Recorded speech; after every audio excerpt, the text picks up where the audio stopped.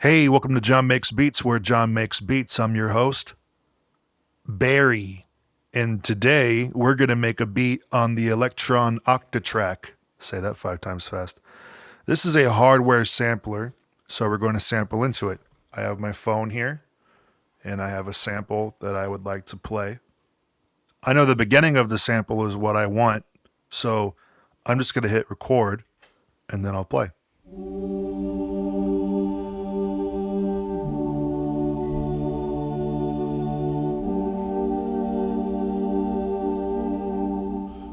Now that I have the sample recorded, let's pull it up.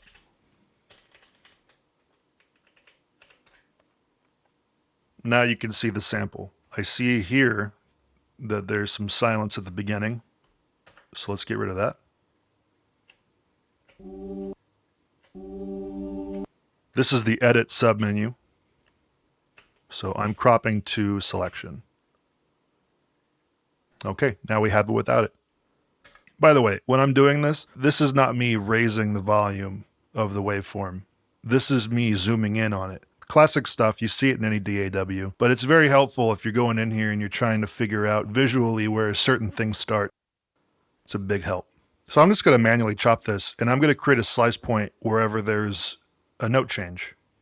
So that way I have everything on its own, and I can rearrange it or lay it on the rhythm however I want. So that's one.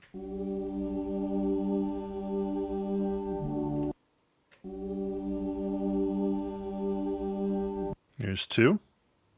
One thing you need to keep in mind is that these slices are not linked. So the end point of one slice is not dictating the start point of the next slice. The way I get around this is when I determine the end point of the slice that I'm making, I will just nudge it once out of that region and create my slice point there, move it back one, and then I have a linked slice, quote unquote. I'll be the first to admit that this is a slow and methodical process as opposed to other machines. You know, take the MPC for example. Chopping there is very fast, something like Ableton.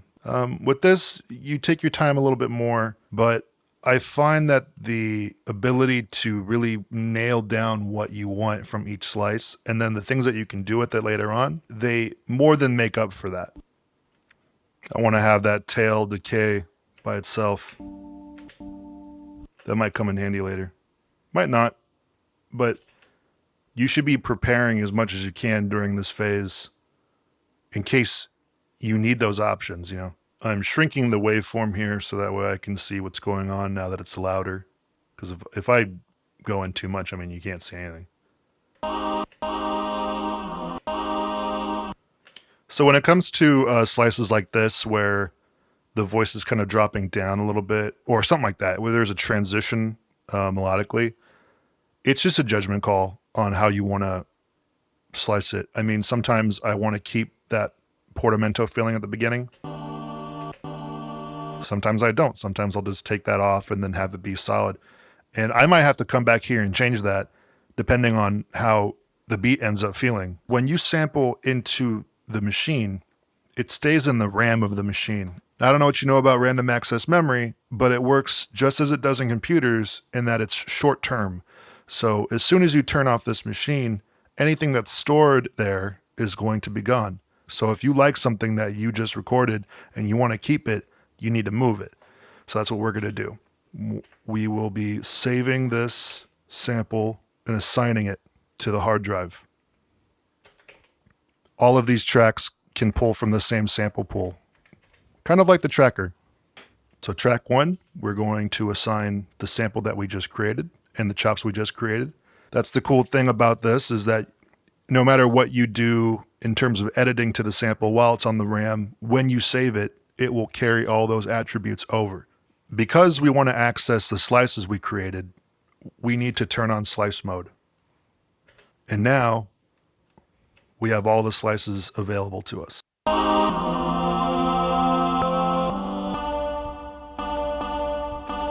That'll be nice to have. I can already hear something where it works. So now that we have that, let's create a sequence that we're happy with. We're going to go into the project settings and we're going to turn on the metronome.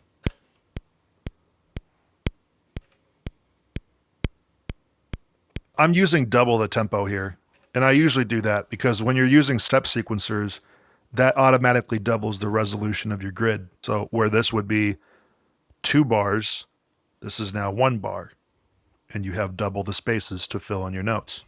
Okay.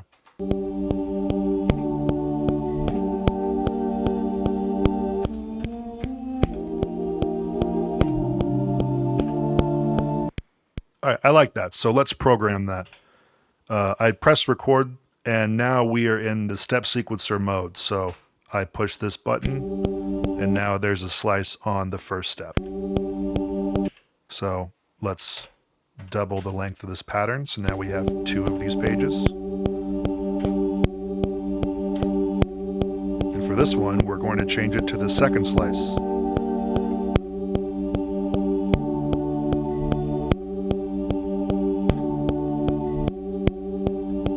Change this one to the third slice.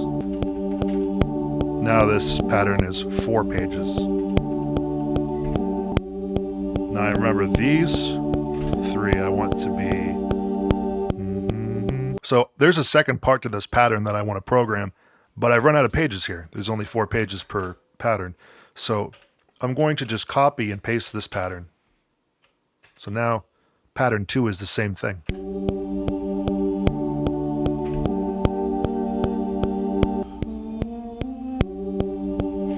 And we'll just change up the notes. 8, that's what I want here. In order to adjust the time stretch of the sample relative to the BPM of the pattern, you go in here in the attributes on the sample, and you can see the original tempo here is 120, which is the tempo of the pattern when I first created the project.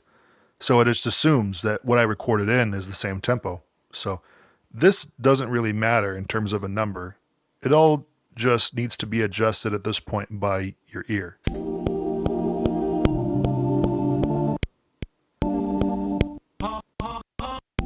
You can see that the lower the original tempo, the faster it gets time stretched. So naturally you bring it up above 120 and you're supposed to slow it down. Now if that time stretch doesn't sound right, there are certain modes we can use here. There's auto, there's normal, and there's beat. I think the beat one has to do with the best time stretching algorithm for drums. Let's try normal.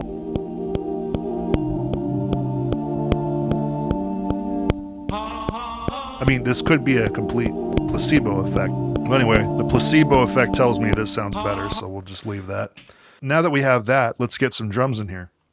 So now we're in track 2, and you can see that this is the same sample pool. And I don't have to adhere to the number 2 here. I can go to slot, 17.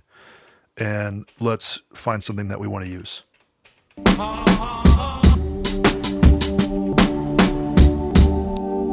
So now we have a drum loop, and we're going to slice this up.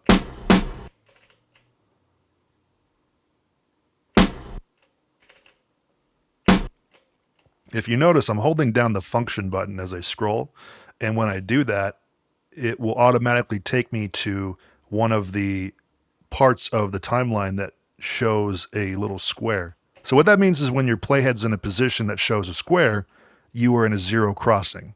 If you're not familiar with 0 crossing, that's when the amplitude of the recording is at 0, which means there's no clicks or pops when you start there or end there. It's just good sample hygiene to make sure that your samples start and end on 0 crossings.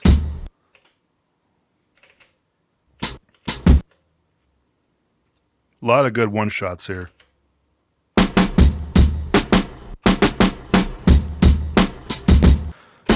This one's good. This has a snare and a hi-hat on it, so that'll be useful.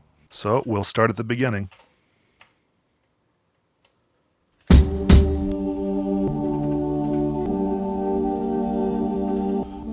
I just went ahead and programmed this turn now.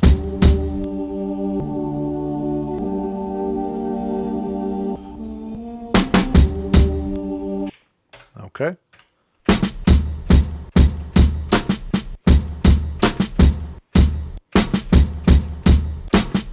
Okay, so 12 is special.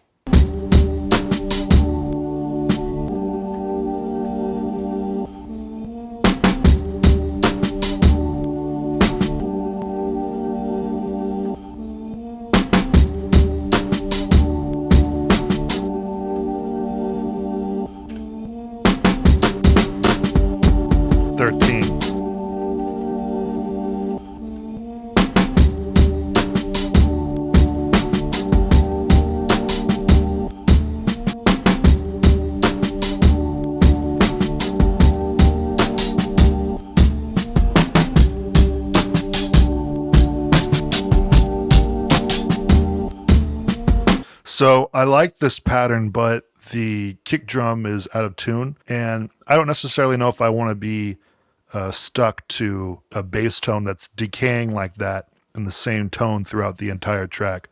So I'm probably going to find a way to make this something that is a rhythmic aspect to it, but not as driving as it is right now. And I think a way to get around that is probably to filter this out.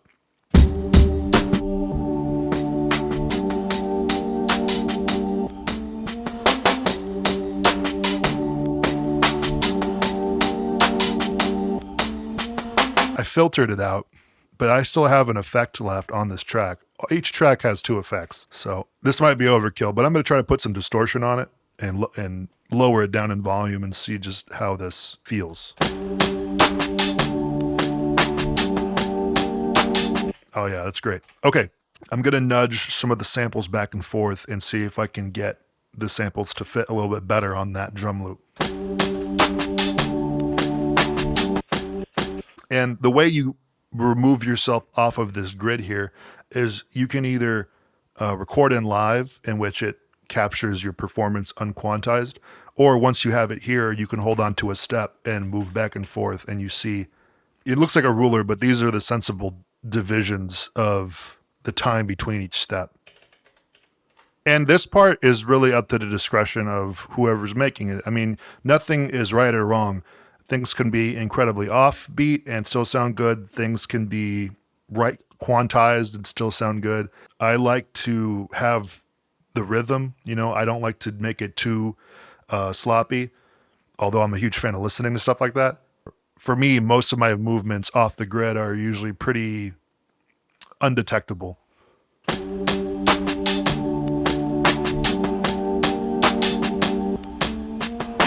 All I can tell you is that sounds better than it used to. So I'm going to copy this rhythm to track 2 and paste that track. I didn't paste the whole pattern, I just pasted the track.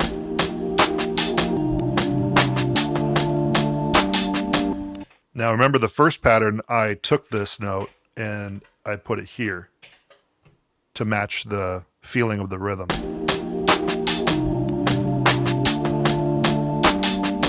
You see these 3 notes, I actually moved them ahead in the grid instead of back. And I think that's because when I made the chops, I gave them a little bit more air to capture some of the fade in of the voice. But when you're on the rhythm here, they sound too late because it takes them a little bit longer to get to max volume.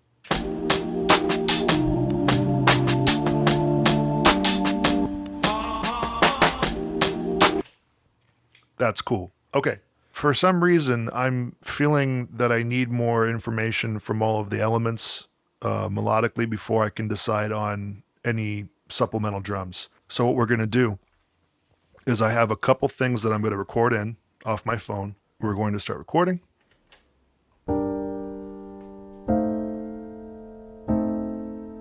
I like the LED lights that indicate the volume of the signal coming in. It's minimal and doesn't take up too much space, and it's helpful because as soon as it starts changing other colors, you might want to look at something being too hot. Let's go to a track that we have not used yet, track 3. And we're going to go to recording buffer 1. That's where I recorded it to. So because I already used this recording buffer to chop up a sample before I saved it to the hard drive, it kept those slices, and I don't need those. So we're going to delete the slice, and then we're going to delete all slices. And the way I want to chop this is not manually. I had these chords played in a particular tempo and a particular bar length that'll make this a lot easier. So I'm going to use the edit screen to take off the silence here. Okay, so I'm going to crop the selection. It's going to remove the silence from the beginning and the end. So now that I have this, I'm going to go to slice. I know that there's 16 chords here. So I'm going to create slice grid, 16 slices. Align markers to 0 crosses. Again, remember that's where the amplitude is 0. Yes. So now we should have all of these on their own slices.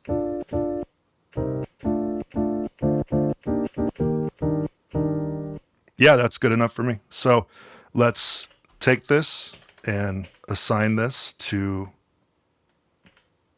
a location in the sample pool. Now track 3 is going to be the piano chords. All right, we got that out of the way. Now let's just do that again. I have here some bass notes. So we're going to record these in the same way.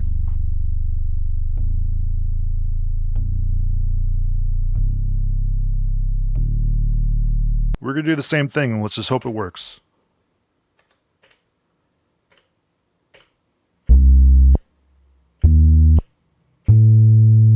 All right, that worked. Now track 4 is going to be the bass. So I have one more thing I need to record in here, and it's notes in the scale for a glockenspiel. All right, let's record it.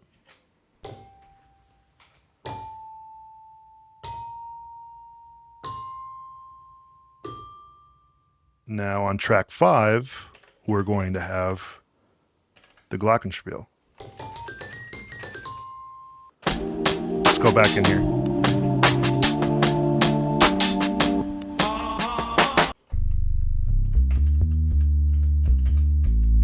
I'm going to add some distortion to this bass. I think it needs a little bit more growl.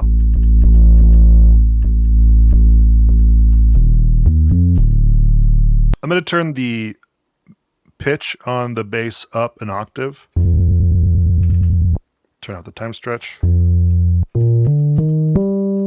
This will help me hear the notes better with the sample. Sometimes I find it easier to get the notes to work better when I can hear them closer to the same tone that they are.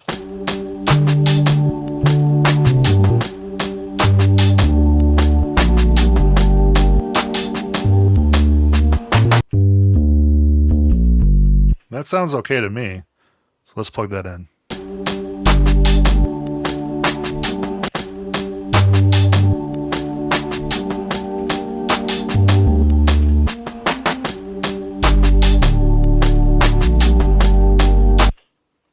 There we go. Boom, boom, boom, boom, boom.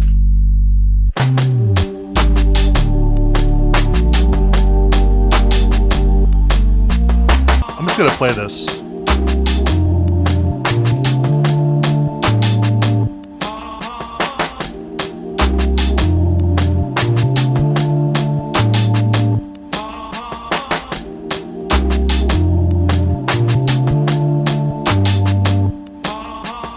So some of these bass notes are decaying way too long. So the way that I go about cutting off notes and making them the length that I want is to put in step mutes. Let's say I want it to cut off here. I'll just have this be a note, doesn't matter what pitch, and I'll just turn the volume all the way down.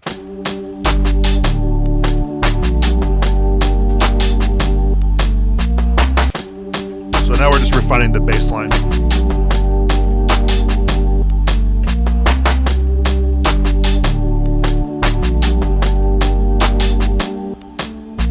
So I didn't want this bass note to carry over to the next pattern, even if it was the same one looping. This is something that I do on this machine a lot, is I'll make this a step mute, but I'll move it all the way to the end of the pattern. So it doesn't cut off the note until the one of the next pattern. And then you can just move between patterns as you please and not deal with decaying notes. Helps out. I'm going to cut it off right here.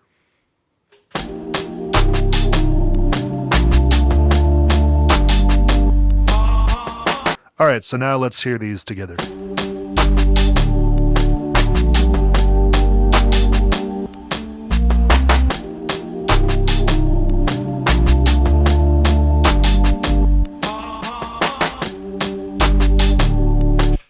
All right, I like that. So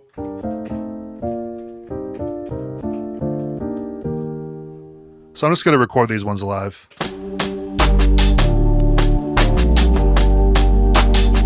Let's move over here.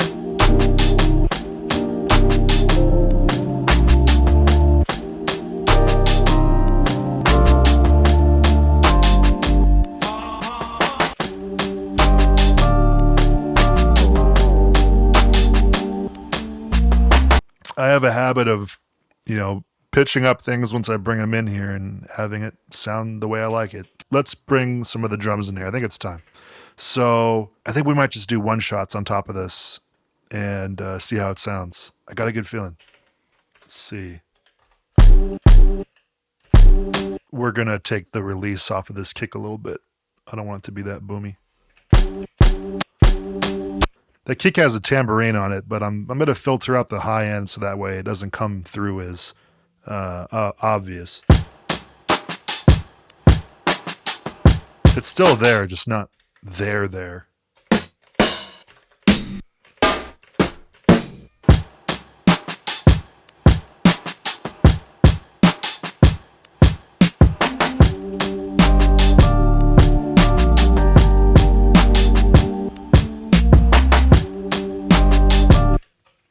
So we're running up against the limitations of the pattern here.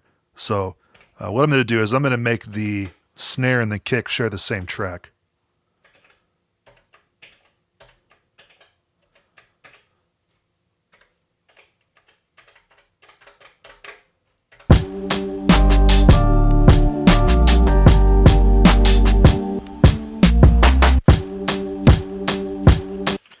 So the kicks and the snares actually have different attributes applied to them. So the kicks have the width, which is the cutoff of the filter at 105, whereas the snares are at 117. And this is called parameter locking. So you can just hold one of these steps and change anything you want, and it'll only apply to that step. Very powerful stuff. So rather than programming that twice, we're just going to copy the whole track and then paste it in the second pattern.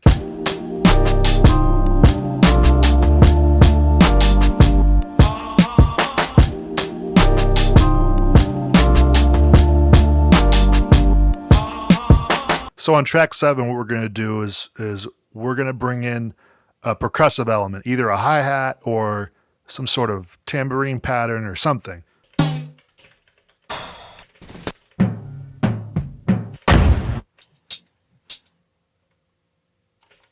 Okay, so we're going to bring that in.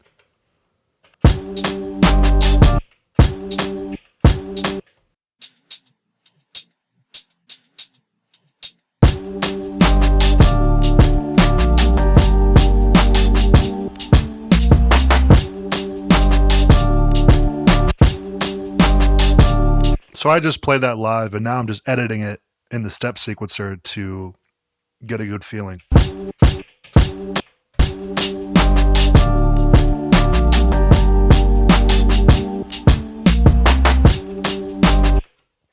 With this part, I'm going to pan it back and forth. It's a age-old trick, man, but I love doing it.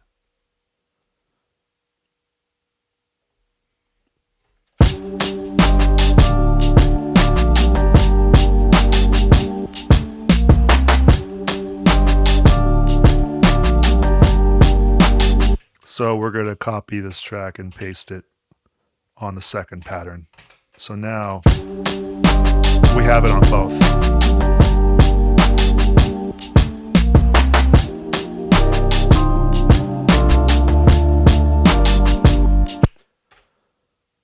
So now that everything's in here, that bass note doesn't sit right with me. Okay, that's it.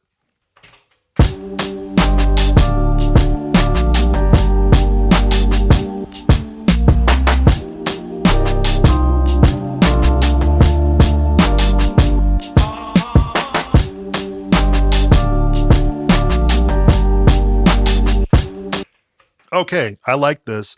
So now let's take these patterns and turn them into a song. So we're going to copy this, paste it here, and then so what is that? 17, 18, 19, 20, 21, 22.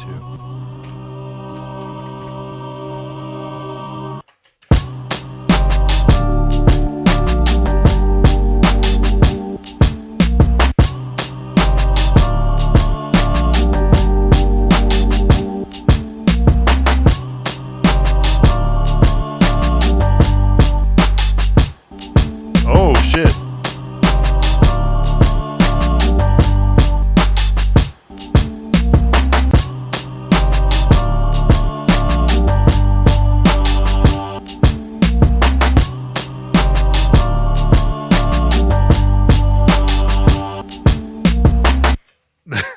This is getting out of hand.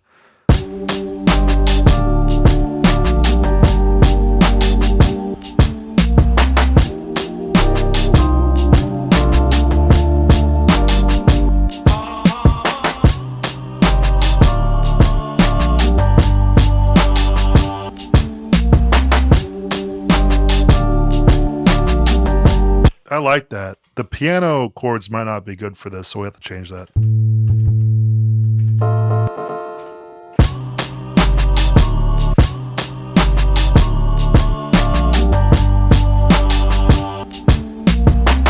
That's cool. And then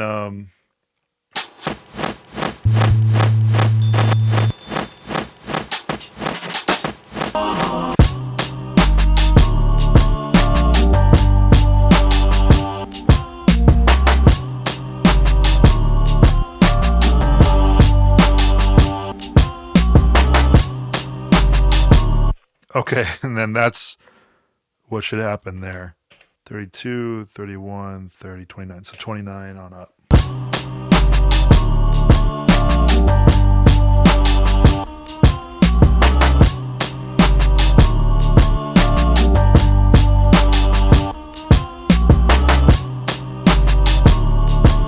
So I kind of want this note, because it's so powerful, I want it to kind of cut off early and then something to decay it out. We haven't used this track yet. Great. So we're going to cut off the note here, and then we're going to put the reverb mix up just on this note.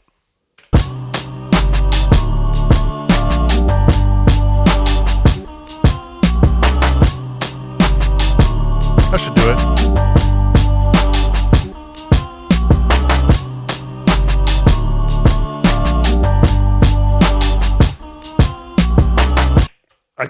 I kind of like that. It's freaky, but I dig it. And then for this one, I think for the last half, I'm going to take out the kicks and the snares.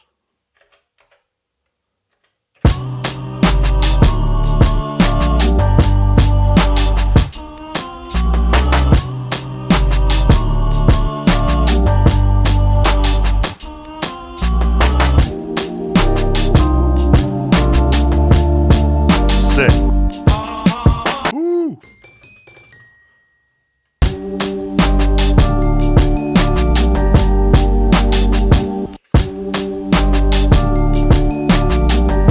Now we're doing the glockenspiel. Sorry, I'm not talking anymore because I'm in it.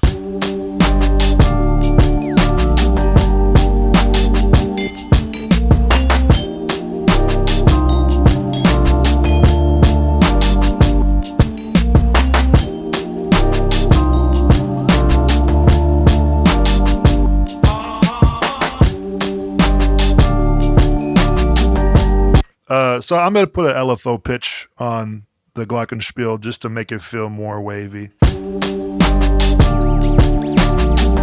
There we go. Sounds much better.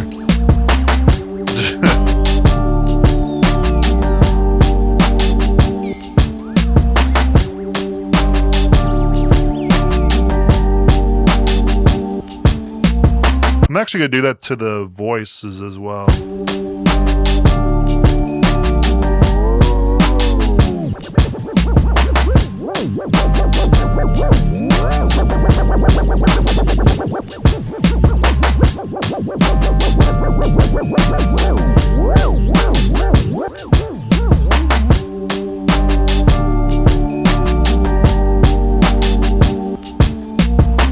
to take out that one note. This one.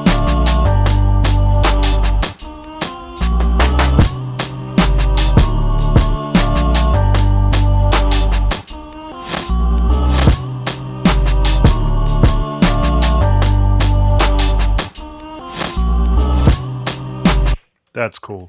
And then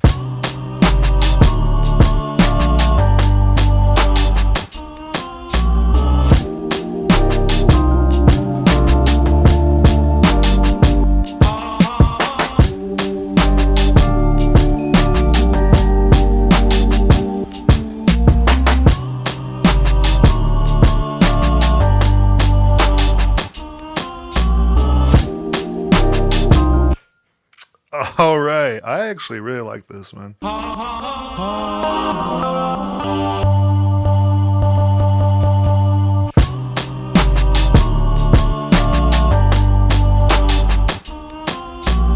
So we're almost done here. Now I'm just going to plug these patterns in the arrangement mode.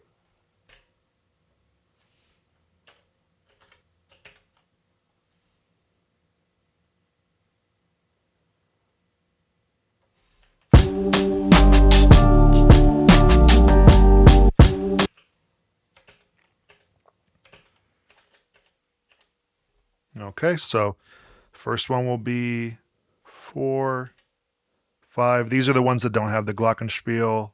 This one has the leading in notes on the Glock.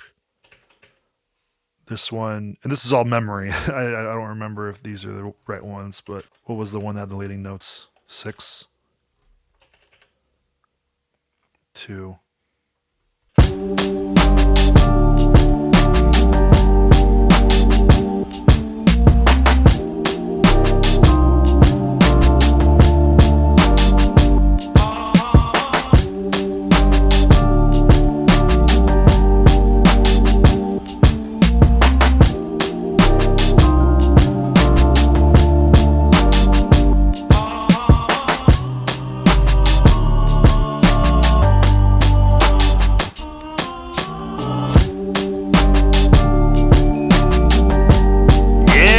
Love it. All right. Super sick. Okay. So I think I'm going to wrap this up here. You know, they say a beat's never done, but this one's done enough for me.